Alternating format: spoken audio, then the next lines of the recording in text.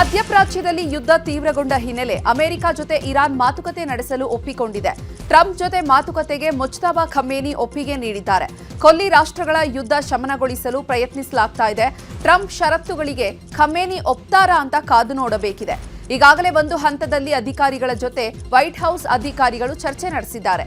ಈಗ ಟ್ರಂಪ್ ಹಾಗೂ ಖಮೇನಿ ನೇರವಾಗಿ ಮಾತುಕತೆ ನಡೆಸಲಿದ್ದು, ಮಾತುಕತೆ ವೇಳೆ ಯುದ್ಧ ನಿಲ್ಲಿಸುವ ಬಗ್ಗೆ ಒಪ್ಪಂದ ಆಗುವ ಸಾಧ್ಯತೆ ಇದೆ. ಕದನ ವಿರಾಮ ಮಾತುಕತೆ ನಡೆಯುತ್ತಿರುವ ಮಧ್ಯೆಯೇ ಇಸ್ರೇಲ್ನ ಟೆಲ್ ಅವೀವ್ ನಗರದ ಮೇಲೆ ಇರಾನ್ ಮಿಸೈಲ್ ಅಟ್ಯಾಕ್ ನಡೆಸಿದೆ. ವಸತಿ ಕಟ್ಟಡಗಳನ್ನು ಗುರಿಯಾಗಿಸಿ ಬ್ಯಾಲಿಸ್ಟಿಕ್ ಕ್ಷಿಪಣಿ ಮೂಲಕ ದಾಳಿ ಮಾಡಿದ್ದು ಕಟ್ಟಡಗಳಿಗೆ ಹಾನಿಯಾಗಿದೆ. ಈ ದಾಳಿಯಲ್ಲಿ 6 ಜನರು ಗಾಯಗೊಂಡಿದ್ದಾರೆ.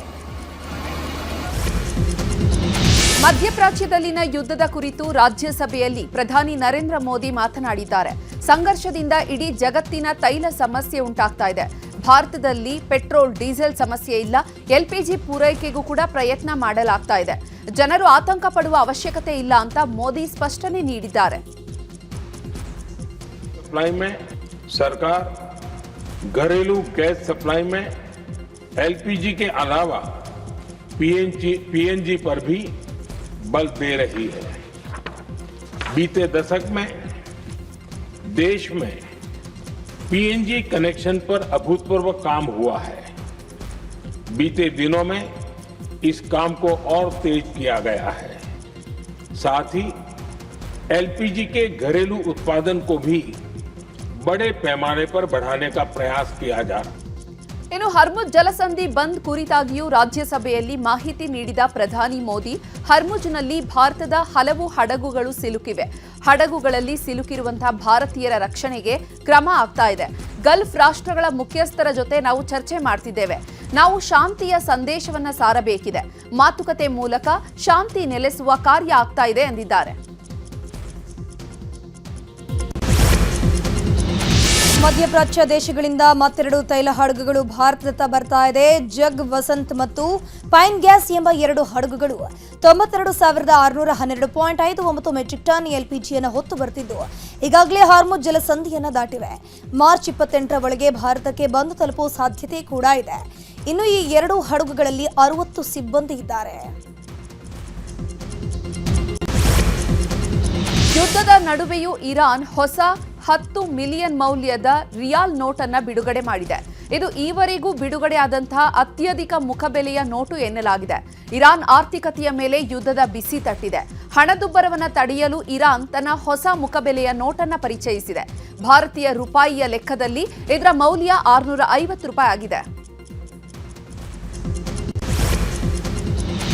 ಮಧ್ಯಪ್ರಾಚ್ಯ ದೇಶಗಳ ಯುದ್ಧದಿಂದಾಗಿ ಪೆಟ್ರೋಲ್ ಡೀಸೆಲ್ಗಾಗಿ ಜನ ಪರದಾಡುವಂತಾಗಿದೆ. ಬೆಳಗಾವಿಯ ಹಲವು ಪೆಟ್ರೋಲ್ ಪಂಪ್ ಮುಂಭಾಗದಲ್ಲಿ ನೋ ಸ್ಟಾಕ್ ಬೋರ್ಡ್ ಅನ್ನು ಹಾಕಲಾಗಿದೆ. ಬೆಳಗಾವಿಯ ಅಜ್ಜಂ ನಗರದ ಭಾರತ್ ಪೆಟ್ರೋಲ್ ಪಂಪ್ ಬಂದ್ ಮಾಡಲಾಗಿದ್ದು 2 ದಿನಗಳಿಂದ ದೇಸೂರು ಡಿಪೋದಲ್ಲಿ ಕೇಳಿದ್ರೂ ಸ್ಟಾಕ್ ಇಲ್ಲ ಅಂತಿದ್ದಾರೆ.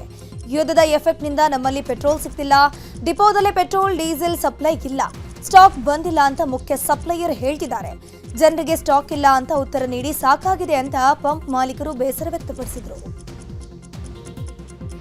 1 ಅವರ್ ಆಯ್ತು ಈಗ ಅವಾಗಿಂದ ವೇಟ್ ಮಾಡಕತ್ತಿ. ಎಲ್ಲೂ ಪೆಟ್ರೋಲ್ ಸಿಗ್ತಾ ಇಲ್ಲ ಬೆಳಗಾಮದಲ್ಲಿ. ಈ ಥರ ಆದರೆ ಕೆಲಸಕ್ಕೆ ಹೋಗೋದು ಹೆಂಗು, ಯಾವ ಥರ ಏನು ಮಾಡೋದು, ಇನ್ನೇನು ಮನೆಯಲ್ಲೇ ಕುಂದುವಂಥ ಪರಿಸ್ಥಿತಿ ಬರ್ಬೋದು ಆಂಬಲ್ ಅನಿಸುತ್ತೆ. ಯಾಕೆ ಈ ವಾರ ನಿರ್ದಿಂದ ಸಮಸ್ಯೆಗಳು ಭಾಳ ಅಂದ್ರೆ ತುಂಬ ಸಮಸ್ಯೆ ಆಗ್ಬೋದು ಅಂತ ಅನಿಸ್ತದೆ. ಇವಾಗಲೇ ಸ್ಟಾರ್ಟ್ ಆಗಿದೆ ಅನಿಸುತ್ತೆ. ಸರ್ಕಾರ ಏನು ಇದನ್ನೆಲ್ಲ ಆದಷ್ಟು ಮಟ್ಟಿಗೆ ಜಲ್ದಿ ಇದನ್ನು ಕ್ಲಿಯರ್ ಮಾಡ್ಬೇಕಂತ ಒಂದು ವಿಚಾರ. ಎಲ್ಲಿ ಪೆಟ್ರೋಲು ಸಿಗತ್ತೆ ಇಲ್ಲ, ಫುಲ್ ಕ್ಯೂ. ನೈಟ್ ಎಲ್ಲ ಹಚ್ಚಿನೂ ವಾಪಸ್ ಹೋಗ್ಬೇಕಾದ್ರೂ ಫುಲ್ ಕ್ಯೂ ಇರ್ತೈತಿ, ಬೆಳಗ್ಗೆ ಬರ್ಬೇಕಾದ್ರೂ ಕ್ಯೂ ಇರ್ತೈತಿ. ಮತ್ತು ಕೆಲವೊಂದು ಕಡೆ ಪೆಟ್ರೋಲೇ ಇಲ್ಲ ಅನ್ನಕತ್ತಾರ. ಹಿಂಗಾಗಿ ನಮಗೆ ಆಫೀಸಿಗೆ ಹೋಗೋರಿಗೆ ಭಾಳ ಪ್ರಾಬ್ಲಮ್ ಆಗತ್ತೆ. ತುಂಬ ಸಮಸ್ಯೆ ಆಗ್ತಾಯಿದೆ ಸರ್. ಪೆಟ್ರೋಲ್ ಸಿಗ್ತಾ ಇಲ್ಲ, ಏನಿಲ್ಲ ಸರ್. ಅದ್ರ ಮೇಲೆ ನಮ್ಮ ಜೀವನ ಸರ್. ಇದಿಲ್ಲ ಅಂದ್ರೆ ನಮ್ದು ಮತ್ತು ಮನೇಲಿ ಖಾಲಿ ಕುಂದ್ಬೇಕಾಗುತ್ತೆ ಸರ್. ಅದರಿಂದ ಬೇರೆ ನಾವು ಏನು ಕೆಲಸ ಮಾಡಲ್ಲ. 3 ವರ್ಷ ಅದನ್ನ ಮಾಡ್ತಾ ಇದೀವಿ. ಆಮೇಲೆ ಎಲ್ಲ ಪೆಟ್ರೋಲ್ ಪಂಪ್ ಪೂರ್ತಿ ಬಂದಾಗಿದೆ. ಈಗ ನಾನು ಎಲ್ಲ ಕೆಲಸ ಹೋಗ್ಬೇಕಂದ್ರೆ ಗಾಡಿಯಲ್ಲಿ ಪೆಟ್ರೋಲ್ ಇಲ್ಲ. ಪೆಟ್ರೋಲ್ ಬೇಕಾಗಂದ್ರೆ ಸುತ್ತಾಗಿ ಪೂರ್ತಿ ಬೆಳಗಾವಿಯಲ್ಲಿ ಸುತ್ತಾಗಿದ್ರೆ ಯಾವ ಪಂಪಲ್ಲಿ ಪೆಟ್ರೋಲ್ ಕೊಡ್ತಾ ಇಲ್ಲ. ಭಾಳ ತೊಂದರೆ ಆಗಿಬಿಟ್ಟಿದೆ ಸರ್ ಪೆಟ್ರೋಲ್ಗೆ. ಇನ್ನು ಬೆಳಗಾವಿ ನಗರದ ಅಜ್ಜಂ ನಗರದ HP ಪೆಟ್ರೋಲ್ ಬಂಕ್ ಬಳಿ ಪೆಟ್ರೋಲ್ಗಾಗಿ ಯುವಕರು ಹೊಡೆದಾಡಿಕೊಂಡಿದ್ದಾರೆ. ಪೆಟ್ರೋಲ್ ವಿಚಾರಕ್ಕೆ ಗಲಾಟೆಯಾಗಿದ್ದು ಯುವಕರ ಜಗಳ ಬಿಡಿಸೋಕೆ ಜನರು ಹರಸಾಹಸ ಪಟ್ಟಿದ್ದಾರೆ.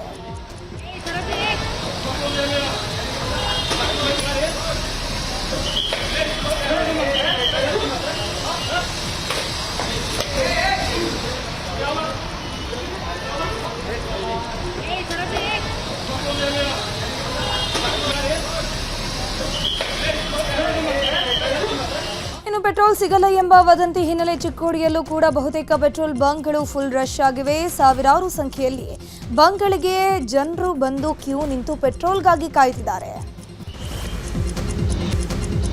ಇರಾನ್ ಅಮೆರಿಕ ಯುದ್ಧದ ಮಧ್ಯೆ ಹಿಮಾಚಲ ಪ್ರದೇಶದಲ್ಲಿ ಪೆಟ್ರೋಲ್ ಡೀಸೆಲ್ ಮೇಲೆ ವ್ಯಾಟ್ ಹೆಚ್ಚಿಸಲಾಗಿದೆ. ವಿಧವೆ ಮತ್ತು ಅನಾಥರ ಹೆಸರಲ್ಲಿ ₹5 ಸೆಸ್ ಹೆಚ್ಚಿಸೋಕೆ ಬಿಲ್ ಅನ್ನು ಹಿಮಾಚಲ ಪ್ರದೇಶ ಸರ್ಕಾರ ಅಂಗೀಕರಿಸಿದೆ. ಕಾಂಗ್ರೆಸ್ ಸರ್ಕಾರದ ನಿರ್ಧಾರಕ್ಕೆ ಬಿಜೆಪಿಯ ನಾಯಕರು ಆಕ್ರೋಶ ವ್ಯಕ್ತಪಡಿಸಿದ್ದಾರೆ.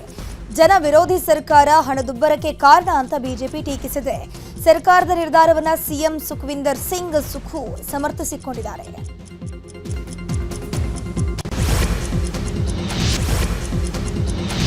ಹಣಕ್ಕಾಗಿ ಸ್ನೇಹಿತನಿಗೆ ಚಿತ್ರಹಿಂಸೆ ಕೊಟ್ಟು ಹಾಸನದ ಜೇನುಕಲ್ ಬೆಟ್ಟದಲ್ಲಿ ಶವ ಸುಟ್ಟಿದ ಪ್ರಕರಣದ ಆರೋಪಿಯನ್ನ ಪೊಲೀಸರು ಬಂಧಿಸಿದ್ದಾರೆ. ಪ್ರಮುಖ ಆರೋಪಿ ಶಶಾಂಕ್ನನ್ನ ದುದ್ದ ಪೊಲೀಸರು ಅರೆಸ್ಟ್ ಮಾಡಿದ್ದಾರೆ. 7,000 ಹಣ ಕೊಡದಿದ್ದಕ್ಕೆ ವರುಣ್ ಎಂಬಾತನನ್ನ ಶಶಾಂಕ್ ಅಂಡ್ ಟೀಮ್ ಹತ್ಯೆ ಮಾಡಿ ಶವ ಸುಟ್ಟು ಹಾಕಿದ್ರು. ಗುಡ್ಡೇಗೌಡನ ಕೊಪ್ಪಲಿನಲ್ಲಿ ಕೊಲೆ ನಡೆದಿದ್ದಂತಹ ಸ್ಥಳಕ್ಕೆ ಆರೋಪಿಗಳನ್ನ ಕರೆದೊಯ್ದು ಪೊಲೀಸರು ಮಹಜರು ನಡೆಸಿದ್ದಾರೆ.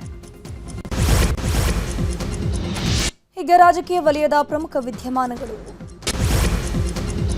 ರಾಜ್ಯದಲ್ಲಿ ಕುರ್ಚಿ ಫೈಟ್ ಮಧ್ಯೆ ಡಿಸಿಎಂ ಡಿಕೆ ಶಿವಕುಮಾರ್ ಇವತ್ತು ದೆಹಲಿಗೆ ತೆರಳಿದ್ದಾರೆ. ಕೆಂಪೇಗೌಡ ವಿಮಾನ ನಿಲ್ದಾಣದಲ್ಲಿ ಕೆಲ ಫೈಲ್ಗಳನ್ನು ಪರಿಶೀಲನೆ ಮಾಡಿ ದೆಹಲಿಗೆ ತೆರಳಿದ್ದಾರೆ.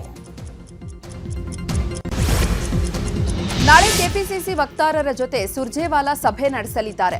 ಕೆಪಿಸಿಸಿ ಕಚೇರಿಯಲ್ಲಿ ನಾಳೆ ಮಧ್ಯಾಹ್ನ 1:30ಕ್ಕೆ ಸಭೆ ನಡೆಯಲಿದೆ. ಸಭೆಯಲ್ಲಿ ವಿಪಕ್ಷಗಳ ಟೀಕೆಗಳಿಗೆ ಪ್ರತ್ಯುತ್ತರ, ಪಕ್ಷದ ಕಾರ್ಯಕ್ರಮಗಳ ಪ್ರಚಾರ, ಗ್ಯಾರಂಟಿಗಳ ಅನುಕೂಲ, ಉಪಚುನಾವಣೆ, ಪಂಚ ರಾಜ್ಯಗಳ ಚುನಾವಣೆ ಸೇರಿದಂತೆ ಹಲವು ವಿಚಾರಗಳ ಕುರಿತು ಚರ್ಚೆ ನಡೆಸಲಿದ್ದಾರೆ. ದಾವಣಗೆರೆಯ ದಕ್ಷಿಣ ಕ್ಷೇತ್ರದ ಬಿಜೆಪಿ ಅಭ್ಯರ್ಥಿ ಶ್ರೀನಿವಾಸ್ ದಾಸಕರಿಯಪ್ಪ ಭರ್ಜರಿ ಕ್ಯಾಂಪೇನ್ ಮಾಡ್ತಾ ಇದ್ದಾರೆ. 13ನೇ ವಾರ್ಡ್ನ ಕೆಕೆ ಕಾಲೋನಿ, ದೇವರಾಜ್ ನಗರ, ಇಂದಿರಾನಗರ, ಕಾರ್ಮಾಕ್ಸ್ ನಗರದಲ್ಲಿ ಮತಯಾಚನೆ ಮಾಡಿದ್ರು. ಈ ವೇಳೆ ಬಿಜೆಪಿ ಮುಖಂಡರಾದ ಯಶವಂತರಾವ್ ಜಾಧವ್, ಬಿಜಿ ಅಜಯ್ ಕುಮಾರ್, ರಾಜನಹಳ್ಳಿ ಶಿವಕುಮಾರ್ ಸೇರಿ ಹಲವರು ಸಾಥ್ ಕೊಟ್ಟಿದ್ದಾರೆ.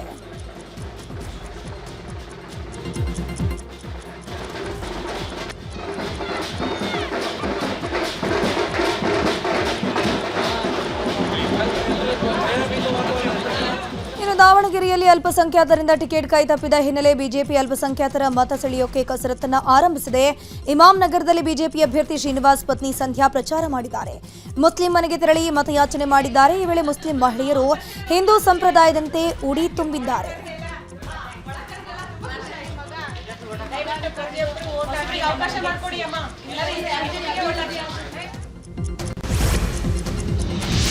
ಬೈ ಎಲೆಕ್ಷನ್ ವಿಚಾರವಾಗಿ ಶಿವಮೊಗ್ಗದಲ್ಲಿ ಮಾತನಾಡಿದ ಸಂಸದ ಬಿವೈ ರಾಘವೇಂದ್ರ, ಈ ಬಾರಿ ರಾಜ್ಯದಲ್ಲಿ ದಾವಣಗೆರೆ, ಬಾಗಲಕೋಟೆ ಎರಡೂ ಕ್ಷೇತ್ರದಲ್ಲಿ ಬಿಜೆಪಿ ಭರ್ಜರಿ ಗೆಲುವು ಸಾಧಿಸುತ್ತೆ. ಇದಕ್ಕೆ ನಿನ್ನೆ ಸೇರಿದಂತಹ ಜನಸ್ತೋಮವೇ ಸಾಕ್ಷಿ. ದಾವಣಗೆರೆಯಲ್ಲಿ ಒಂದು ಕಡೆ ಕುಬೇರ, ಇನ್ನೊಂದು ಕಡೆ ಸಾಮಾನ್ಯ ಕಾರ್ಯಕರ್ತ ಸ್ಪರ್ಧಿಸಿದ್ದಾರೆ. ಎಲ್ಲವನ್ನ ಕೂಡ ಜನ ಗಮನಿಸುತ್ತಿದ್ದಾರೆ. ರಾಜ್ಯದಲ್ಲಿ ಕಾಂಗ್ರೆಸ್ ಸರ್ಕಾರದಿಂದ ಅಭಿವೃದ್ಧಿಯಾಗಿಲ್ಲ. ಇದು ಜನರ ಮನಸ್ಸಿನಲ್ಲಿ ಇದೆ. ಹೀಗಾಗಿ ಈ ಬಾರಿ ಬಿಜೆಪಿಗೆ ಗೆಲುವಾಗಲಿದೆ ಅಂದಿದ್ದಾರೆ. ಮತದಾನದಲ್ಲೂ ಕೂಡ ಕ್ರಾಸ್ ವೋಟಿಂಗ್ ಆಗಿ ಅವಮಾನ ರಾಷ್ಟ್ರದಲ್ಲಿ ಸುಮಾರು 5 ರಾಜ್ಯದಲ್ಲಿ ಚುನಾವಣೆ ನಡೀತಾ ಇದೆ. ಅದೇ ರೀತಿ ಉಪಚುನಾವಣೆ ಕೂಡ ಘೋಷಣೆ ಆಗಿದೆ. ಈಗಾಗಲೇ ವಿರೋಧ ಪಕ್ಷಕ್ಕೆ ಯಾವ್ಯಾವ ಸಂದರ್ಭದಲ್ಲಿ ಮುಖಭಂಗ ಆಗಿದೆ ಅನ್ನಲಿಕ್ಕೆ ಮೊನ್ನೆ ರಾಜ್ಯಸಭಾ ವಿಧಾನಸಭಾ ಕ್ಷೇತ್ರದಲ್ಲಿ ನಡೆದಂಥ ಮತದಾನದಲ್ಲೂ ಕೂಡ ಕ್ರಾಸ್ ವೋಟಿಂಗ್ ಆಗಿ ಅವಮಾನ ಆಗಿದ್ದು ತಾವೆಲ್ಲರೂ ಕೂಡ ನೋಡ್ತೀರಿ. ಅಂದರೆ ಎಲ್ಲೋ ಒಂದು ಕಡೆಗೆ ಜನರ ಒಂದು ಮನಸ್ಥಿತಿ ಕಾಂಗ್ರೆಸ್ ಸಾಕು ಅನ್ನೋಂಥ ಮನಸ್ಥಿತಿಲಿದ್ದಾಗ ಇವತ್ತು ಕರ್ನಾಟಕದಲ್ಲೂ ಕೂಡ ಉಪಚುನಾವಣೆ ನಮ್ಮ ದಾವಣಗೆರೆ ಮತ್ತು ಬಾಗಲಕೋಟೆ ಘೋಷಣೆ ಆಗಿದೆ. ವಿಶ್ವಾಸ ಇದೆ. ನಿನ್ನೆ ಸೇರಿದಂಥ ಜನಸ್ತೋಮ, ಜನ ಬೆಂಬಲ, ನಿನ್ನೆ ಅಂಥ ಬಿಸಿಲಲ್ಲೂ ಕೂಡ ಅಷ್ಟು ದೊಡ್ಡ ಸಂಖ್ಯೆಯಲ್ಲಿ ಸೇರಿದ್ದಾರೆ ಅಂದರೆ ಒಂದು ಶುಭ ಸೂಚನೆ, ವಿಶ್ವಾಸ ಇದೆ. ಎರಡೂ ಕ್ಷೇತ್ರದಲ್ಲೂ ಕೂಡ ಭಾರತೀಯ ಜನತಾ ಪಕ್ಷ ರಾಷ್ಟ್ರದಲ್ಲಿ. ನನ್ನ ತಾಲೂಕಿಗೆ ಮೆಡಿಕಲ್ ಕಾಲೇಜು ಬೇಕು ಅಂತ ವಿಧಾನಸಭೆಯಲ್ಲಿ ಕುಣಿಗಲ್ ಶಾಸಕ ರಂಗನಾಥ್ ಆಗ್ರಹ ಮಾಡಿದ್ದಾರೆ. ನಾನು ನನ್ನ ನೋವನ್ನ ಸಿಎಂಗೆ ಹೇಳ್ಕೊಳ್ತಿದ್ದೀನಿ. ನಾನು ಡಾಕ್ಟರ್, ಅದಕ್ಕಾಗಿ ನಮಗೆ ಒಂದು ಮೆಡಿಕಲ್ ಕಾಲೇಜು ಬೇಕು. ಆಗಿಲ್ಲ ಅಂದ್ರೆ ಯಾರನ್ನಾದರೂ ಸ್ನೇಹಿತರನ್ನ ಕರ್ಕೊಂಡು ಬರ್ತೀನಿ. ಪಿಪಿಪಿ ಮಾಡೆಲ್ನಲ್ಲಿ ತಾಲೂಕಿನಲ್ಲಿ ಮೆಡಿಕಲ್ ಕಾಲೇಜು ನಿರ್ಮಿಸೋಕೆ ಅನುಮತಿ ಬೇಕು ಅಂತ ರಂಗನಾಥ್ ಮನವಿಯನ್ನು ಮಾಡಿಕೊಂಡ್ರು. ಈ ವೇಳೆ ಇದು ಥ್ರೆಟ್ ಅಂತ ವಿಪಕ್ಷ ನಾಯಕ ಆರ್ ಅಶೋಕ್ ಟೀಕಿಸಿದ್ರು. ಈಗ ತಾನೇ ನಮ್ಮ ಸೋಮಶೇಖರ್ ಯಶಸ್ವಿನಿ ಸ್ಕೀಮ್ ವಿಚಾರದಲ್ಲಿ ಹೆಚ್ಚಿನ ಜವಾಬ್ದಾರಿ ತೆಗೆದುಕೊಂಡು ನಾವು ಅನುಕೂಲತೆ ಆಗ್ತಿರೋಂಥದ್ದು ಇದು ತೆಗೆದುಕೋಬೇಕು ಅಂತ ನಾನು ಮುಖ್ಯಮಂತ್ರಿಗಳಿಗೆ ನಿಮ್ಮ ಮೂಲಕ ಕೇಳ್ಕೊತೆ. ಈಗ ನಾನು ಕೇಳೋಂಥದ್ದು ಮಾನ್ಯ ಸಭಾಧ್ಯಕ್ಷರ ಮೂಲಕ ಮುಖ್ಯಮಂತ್ರಿಗಳಿಗೆ ನನ್ನ ನೋವುಗಳು ಹೇಳ್ಕೋಬೇಕು. ಒಂದು, ನಾನೊಬ್ಬ ಡಾಕ್ಟರ್ ಆಗಿದ್ಕೊಂಡು ನನಗೆ ಮೆಡಿಕಲ್ ಕಾಲೇಜ್ ಬೇಕು. ನೀವು ಕೊಡೋಕ್ಕಾಗೋದಿಲ್ವಾ? ನನಗೆ ಯಾವ್ದಾರು ಸ್ನೇಹಿತರನ್ನ ಹಿಡ್ಕೊಂಡು ಬರ್ತೀನಿ, PPP ಮಾಡಲಲ್ಲಿ ನನಗೆ ತಾಲೂಕು ಹಾಸ್ಪಿಟ್ಲನ್ನ PPP ಮಾಡಲಲ್ಲಿ ಬೇರೆ ಮೆಡಿಕಲ್ ಕಾಲೇಜ್ ಮಾಡೋಕ್ಕೆ ಅನುಮತಿ ಬೇಕು. ಅದು ಕ್ಯಾಬಿನೆಟಲ್ಲಿ ಆಗಬೇಕು. ತಮ್ಮ ಮೂಲಕ ನಾನು ಕೇಳ್ಕೊತಾ ಇದ್ದೀನಿ ಮುಖ್ಯಮಂತ್ರಿ ಅವ್ರಿಗೆ. ಒಂದು ಎರಡನೇದು, ಈಗ ತಾನೇ ನಮ್ಮ ಸೋಮಶೇಖರ್ ಯಶಸ್ವಿನಿ ಸ್ಕೀಮ್ ವಿಚಾರದಲ್ಲಿ ಹೆಚ್ಚಿನ ಜವಾಬ್ದಾರಿ ತೆಗೆದುಕೊಂಡು ನಾವು ಅನುಕೂಲತೆ ಆಗ್ತಿರೋಂಥದ್ದು ಇದು ತೆಗೆದುಕೋಬೇಕು ಅಂತ ನಾನು ಮುಖ್ಯಮಂತ್ರಿಗಳಿಗೆ ನಿಮ್ಮ ಮೂಲಕ ಕೇಳ್ಕೊತೀನಿ. ವಿಧಾನಸಭೆಯಲ್ಲಿ ಬಜೆಟ್ ಮೇಲಿನ ಚರ್ಚೆ ವೇಳೆ ಬಿಜೆಪಿ ವಿರುದ್ಧ ಸಿಎಂ ಆರ್ಥಿಕ ಸಲಹೆಗಾರ ಬಸವರಾಜ ರಾಯರೆಡ್ಡಿ ಗುಡುಗಿದ್ದಾರೆ. ರಾಜ್ಯಕ್ಕೆ ಬರಬೇಕಿದ್ದ ಅನುದಾನವನ್ನ ಬಿಜೆಪಿಯವರು ಕೇಳ್ತಿಲ್ಲ. ಬೆಂಗಳೂರಿಗೆ 6,000 ಕೋಟಿ ಕೊಡಬೇಕು. ಕೇಂದ್ರ ಸರ್ಕಾರ ಮಲತಾಯಿ ಧೋರಣೆ ರಾಜ್ಯದ ಮೇಲೆ ಪರಿಣಾಮ ಬೀರ್ತಾ ಇದೆ. ನಮ್ಮ ಸರ್ಕಾರ ಇಷ್ಟೆಲ್ಲ ತೊಂದರೆಗಳ ನಡುವೆ ಅತ್ಯುತ್ತಮ ಬಜೆಟ್ ಮಂಡಿಸಿದೆ ಅಂತ ರಾಯರೆಡ್ಡಿ ಹೇಳಿದ್ದಾರೆ. ಈ ವೇಳೆ ಮಧ್ಯ ಪ್ರವೇಶಿಸಿದಂತಹ ಸುರೇಶ್ ಗೌಡ, ಈ ಬಜೆಟ್ನಲ್ಲಿ ಬಿಜೆಪಿಯವರಿಗೆ ಕೊಟ್ಟಿರೋದು ಚೊಂಬು, ಅದಕ್ಕಾಗಿ ಕಾಂಗ್ರೆಸ್ನವರೇ ಬಜೆಟ್ಗೆ ಅಭಿನಂದಿಸಿಲ್ಲ ಅಂತ ಲೇವಡಿ ಮಾಡಿದ್ರು. ಕೇಂದ್ರ ಸರ್ಕಾರ ರಾಜ್ಯ ಸರ್ಕಾರಗಳಿಗೆ ಹಣ ನೀಡ್ತಾ ಇಲ್ಲ. ಕೇವಲ ನಮ್ಮ ರಾಜ್ಯದ ಇದು ಮಾತ್ರ ಅಲ್ಲ, ನಿಮ್ಮ ಬಿಜೆಪಿ ಅವರು ಬಾಯಿ ಮುಚ್ಚಿಕೊಂಡು ಕೂತು ಬಿಟ್ಟಿದ್ದಾರೆ, ಮಾತಾಡೋದೇ ಇಲ್ಲ. ನಿರ್ಮಲಾ ಸೀತಾರಾಮನ್ ಮಾತಾಡಲ್ಲ, ಇನ್ನ ಬೇರೆ ರಾಜ್ಯದ ಮುಖ್ಯಮಂತ್ರಿಗಳು ಏನು ಮಾತಾಡ್ತಾರೆ? ಕೇಂದ್ರ ಸರ್ಕಾರ ತನ್ನ ಕಪಿಮುಷ್ಟಿಯನ್ನು ಹಿಡ್ಕೊಂಡ್ಬಿಟ್ಟಿದೆ. ರಾಜ್ಯ ಸರ್ಕಾರಕ್ಕೆ ಹಣ ಕೊಡಬಾರ್ದು ಅಂತ ಹೇಳಿ ಅವ್ರಿಗೆ ಸರ್ಕಾರಿ ಕಮಿಷನ್ ರಿಪೋರ್ಟ್ಗಳು ಗೊತ್ತಿಲ್ವಾ? ಸಂವಿಧಾನದಲ್ಲಿ ಯಾವ ತರ ಹಣಕಾಸು ಕೊಡ್ಬೇಕಂತ ಹೇಳಿಲ್ವಾ? ಆದ್ರೆ ತದ್ವಿರುದ್ಧವಾಗಿ ಕೇಂದ್ರ ಸರ್ಕಾರ ರಾಜ್ಯಗಳಿಗೆ ಮಾಡ್ತಾ ಇರೋದ್ರಿಂದ ಇವತ್ತು ನಾವು ಅಧಿಕಾರದಲ್ಲಿರಲಿ, ನೀವು ಅಧಿಕಾರದಲ್ಲಿರಲಿ, ಕೇಂದ್ರ ಸರ್ಕಾರದ ಧೋರಣೆಯಿಂದ ಇವತ್ತು ಹಣ ಕಡಿಮೆ ಬರ್ತಾ ಇದೆ. ಕೇಂದ್ರ ಸರ್ಕಾರ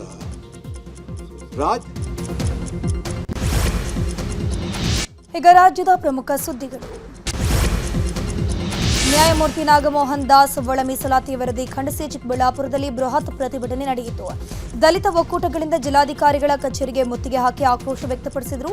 ನಾಗಮೋಹನ್ ದಾಸ್ ಒಳ ಮೀಸಲಾತಿ ವರದಿ ವೈಜ್ಞಾನಿಕ ಸಮೀಕ್ಷೆ ನಡೆಸಿ ಒಳ ಮೀಸಲಾತಿ ಜಾರಿ ಮಾಡಬೇಕು ಅಂತ ಆಗ್ರಹಿಸಲಾಗಿದೆ.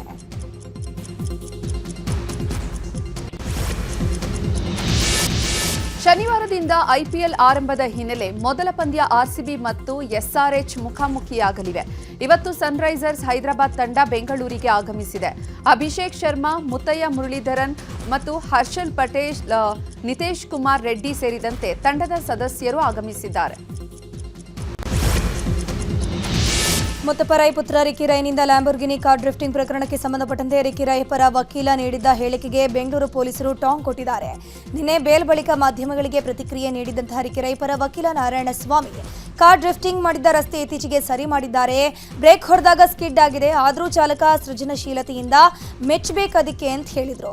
ಇದಕ್ಕೆ ಟಾಂಗ್ ಕೊಟ್ಟಿರುವಂತಹ ಬೆಂಗಳೂರು ಸಂಚಾರಿ ಪೊಲೀಸರು, ಸಂಚಾರ ಸಿಗ್ನಲ್ಗಳು ನಿಮ್ಮ ಸಾಹಸ ಪ್ರದರ್ಶನದ ವೇದಿಕೆಗಳಲ್ಲ, ಸಿಗ್ನಲ್ಗಳನ್ನು ಸಂಚಾರವನ್ನು ನಿಯಂತ್ರಿಸೋಕೆ ನಿರ್ಮಿಸಲಾಗಿದೆಯೇ ಹೊರತು ನಿಮ್ಮ ಸೃಜನಶೀಲತೆಯನ್ನು ಪ್ರದರ್ಶನ ಮಾಡೋದಕ್ಕಲ್ಲ.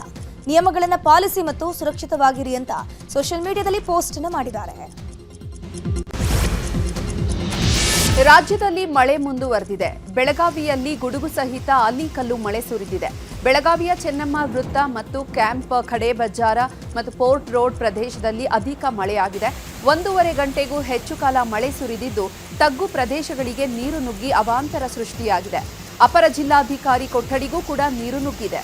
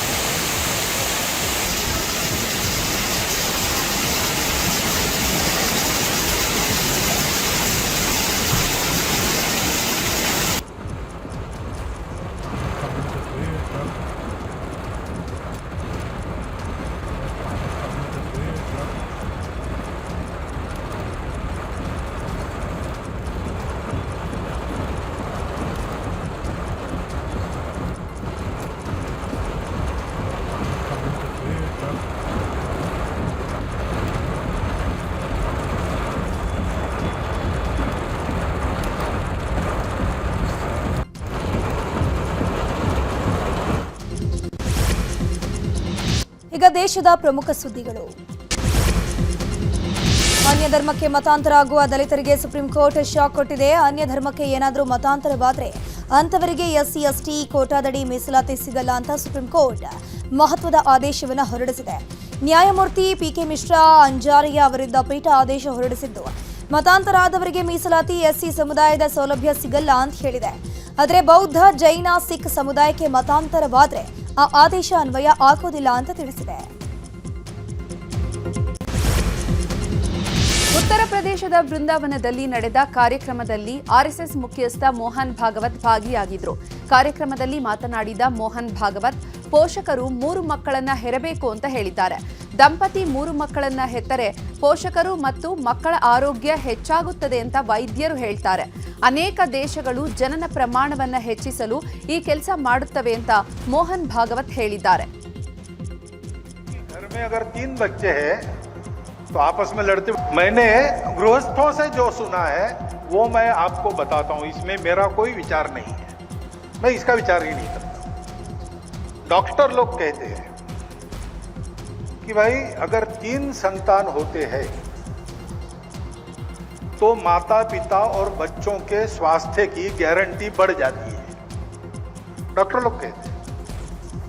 जो मानस शास्त्रज्ञ है वो कहते हैं कि घर में अगर 3 बच्चे हैं तो आपस में लड़ते भिड़ते तो है ही सब. बचपन में जितना ज्यादा लड़ेंगे भिड़ेंगे बड़प्पन में उतना ही अच्छे रहेंगे आपस में, क्योंकि ये लड़ते भिड़ते वो अपने अहंकार को झुकाना सीख जाते हैं. 4 लोगों के साथ अपने आप को मिलाकर चलना सीखते हैं और इसलिए उनके जब परिवार होते हैं उसमें कोई समस्या होती नहीं, डाइवर्स वगैरह वगैरह कोई आता नहीं, क्योंकि वो जानते हैं अपने आप को विनम्र करना. और जनसंख्या शास्त्रज्ञ कहते हैं भाई 3 के नीचे आ गए तो खतरा है और 2.5 के नीचे गए तो ब्रेक लगाओ जल्दी, और 2 के नीचे गए तो फिर कठिन है. इसलिए ಈರುಳ್ಳಿ ದರ ಕುಸಿತ ಖಂಡಿಸಿ ದೆಹಲಿಯ ಸಂಸತ್ ಭವನದ ಆವರಣದಲ್ಲಿ ಎಸ್ಸಿಪಿ ಸಂಸದರು ಪ್ರತಿಭಟನೆ ಮಾಡಿದ್ದಾರೆ. ಈರುಳ್ಳಿ ಹಿಡಿದು ಕೇಂದ್ರ ಸರ್ಕಾರದ ವಿರುದ್ಧ ಸಂಸದರು ಪ್ರತಿಭಟನೆ ನಡೆಸಿದ್ರು. ಈರುಳ್ಳಿ ಬೆಲೆ ಕುಸಿದಿದೆ, ರೈತರು ಆತ್ಮಹತ್ಯೆಯಿಂದ ಸಾಯ್ತಾ ಇದ್ದಾರೆ. ಆದ್ದರಿಂದ ಈರುಳ್ಳಿ ಬೆಳೆಗಾರರಿಗೆ ಸರ್ಕಾರ ನ್ಯಾಯಯುತ ಬೆಲೆಯನ್ನು ಒದಗಿಸಿಕೊಡಬೇಕು ಅಂತ ಸಂಸದರು ಆಗ್ರಹಿಸಿದರು. अपोज में सरकारी ये करने की जो हमारे प्याज को भाव मिलना चाहिए. आज इतना भाव गिड़गिड़ा है तो हमारे किसानों को आत्महत्या करनी पड़ रही है. तो सरकार को हमारी यही मांग है, ज्यादा से ವಿದೇಶದ ಸುದ್ದಿಗಳನ್ನ ನೋಡೋಣ. ಕೊಲಂಬಿಯಾದಲ್ಲಿ 125 ಜನರಿದ್ದಂತಹ ವಾಯುಪಡೆಯ ವಿಮಾನ ಪತನಗೊಂಡಿದೆ. ಈ ಘಟನೆಯಲ್ಲಿ 34ಕ್ಕೂ ಅಧಿಕ ಮಂದಿ ಪ್ರಾಣ ಕಳೆದುಕೊಂಡಿದ್ದಾರೆ. ಶಸ್ತ್ರಾಸ್ತ್ರ ಮತ್ತು ಸೈನಿಕರನ್ನ ಹೊತ್ತು ಪೋರ್ಟೋ ಲುಗುಯಿಜಾಮೋದಿಂದ ಹೋಗ್ತಾ ಇದ್ದಂತಹ C-130 ಹರ್ಕ್ಯುಲೆಸ್ ಹೆಸರಿನ ವಿಮಾನ ಪತನಗೊಂಡಿದೆ. ಪೆರು ಗಡಿಯಲ್ಲಿರುವಂತಹ ಅರಣ್ಯದಲ್ಲಿ ನೆಲಕ್ಕೆ ಅಪ್ಪಳಿಸಿ ಹೊತ್ತಿ ಉರಿದಿದೆ. ಕಳ್ಳರಿಂದ ತಪ್ಪಿಸಿಕೊಂಡ 7 ನಾಯಿಗಳು 17 ಕಿಲೋಮೀಟರ್ ನಡೆದು ತಮ್ಮ ಮಾಲೀಕನ ಮನೆಗೆ ತಲುಪಿರುವಂತಹ ಅಪರೂಪದ ಘಟನೆಯೊಂದು ಚೀನಾದಲ್ಲಿ ನಡೆದಿದೆ. ನಾಯಿಗಳನ್ನು ಕದ್ದು ಟ್ರಕ್ನಲ್ಲಿ ಮಾಂಸದ ಅಂಗಡಿಗಳಿಗೆ ಸಾಗಿಸಿದ್ದ ವೇಳೆ 7 ನಾಯಿಗಳು ಟ್ರಕ್ನಿಂದ ತಪ್ಪಿಸಿಕೊಂಡಿವೆ. ಬಳಿಕ 7 ನಾಯಿಗಳು 2 ದಿನಗಳ ಕಾಲ 17 ಕಿಲೋಮೀಟರ್ಗೂ ಹೆಚ್ಚು ದೂರ ನಡೆದು ತಮ್ಮ ಮಾಲೀಕರ ಮನೆಗೆ ಸುರಕ್ಷಿತವಾಗಿ ತಲುಪಿದೆ. ಈ ವಿಡಿಯೋ ಈಗ ಸೋಷಿಯಲ್ ಮೀಡಿಯಾದಲ್ಲಿ ವೈರಲ್ ಆಗ್ತಿದೆ.